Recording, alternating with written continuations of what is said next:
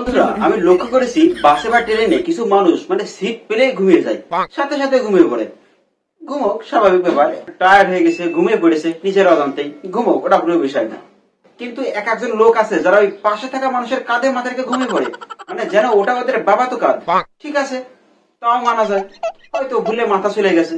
কিন্তু এক একজন তো কাঁধে মাথা রেখে একদম পুরো কমফোর্টেবল হয়ে যায়, মানে পুরো কমফোর্টেবল, একদম একদম আরামের সাথে ঘুমাচ্ছে, মানে একদম মনে হচ্ছে ওর মাসির ছেলে।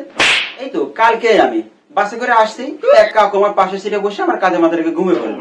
আমি প্রথমে ভাবলাম ঠিক আছে, ঘুমাচ্ছে ঘুমাক, হয়তো একটু টায়ার্ড হয়ে গেছে তাই ঘুম পেয়ে গেছে, ঘুমিয়ে পড়েছে, থাক ঘুমাক, খামাকা ডিস্টার্ব করবো না ডেকে। হঠাৎ বাসে একটু ব্রেক মেরেছে, আমি সামনের দিকে একটু নড়ে গেছি, আমার কাঁধটাও সামনে চলে গেছে এরকম। মানে তখন হলো একটা বিরক্ত হয়ে গেছে আমার উপর, বলছে একই যেন আমার দায়িত্ব ওনাকে ঘুম পাড়ানো, মানে আমি ঘুম পাড়াতে জন্য এসেছি এখানে। তারপর কাঁধটাকে একটু এরকম করে দিলাম, তাও সরছে না, মাথা একটু এরকম করে নিল।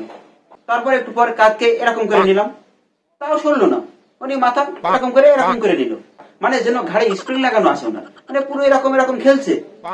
তারপর আমি পুরো বিরক্ত হয়ে আর নড়াচড়া বন্ধ করে দিলাম, যে উনি আরামে ঘুমাচ্ছে ঘুমাক। 2 ঘন্টা এরকম করে ঘুমালো। তো তারপর একসময় আমার মনে হলো যে উনি আমার একদম পুরো নিজের কাকু, মানে কাস্তুত কাকু একদম। তারপর বাস থেকে নেমে আমি যখন বাড়ি চলে আসলাম, তখন আমি তো ঘুমাতেই পারছিলাম না, টেনশন যে না জানি লোকটা এখন ঘুমাচ্ছে কি করে। আমি তোমার কাজ নিয়ে বাড়ি চলে এসেছি, ভগবান আমাকে মাফ করে দেবে। মানে এই ক্যাটাগরির লোকজনদের পৃথিবীতে জন্মই হয় শুধু অন্য লোকের কাজে মাথা দিয়ে ঘুমানো, মানে এদের জীবনের একমাত্র লক্ষ্য যে বাসে গিয়ে অন্য লোকের কাজে মাথা দিয়ে ঘুমাবে।